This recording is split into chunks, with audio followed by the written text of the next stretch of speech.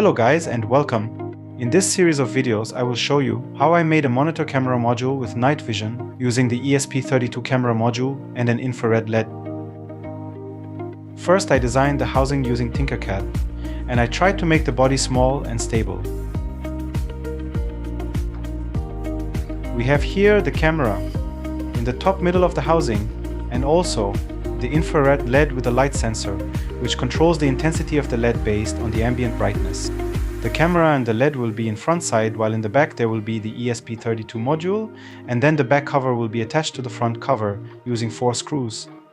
We have also here a body holder, and here is the USB connector for programming and for power supply. Well, let's take a deeper look inside.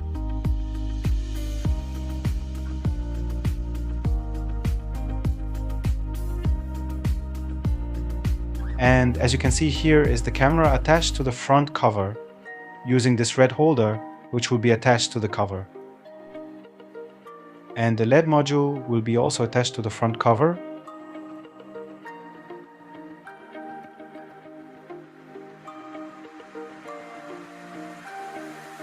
And here is the flex cable for the camera connected to the ESP32 module. The ESP32 module is in the back cover behind the camera and the LED module.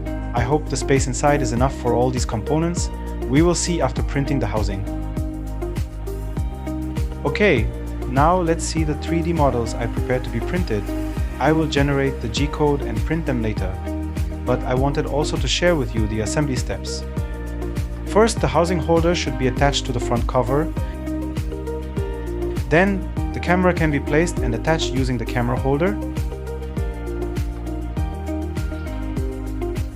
And then the LED module can be placed and attached here.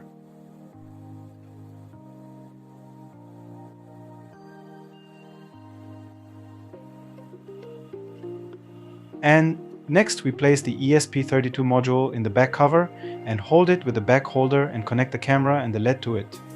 Finally, we can close the housing and connect the module to power supply. Great. Now we can generate the G-code and print the model. I am using 1.75mm white filament PLA Plus, fine printing with 0.1mm step. The printing took 3 hours and fortunately the printing ended successfully.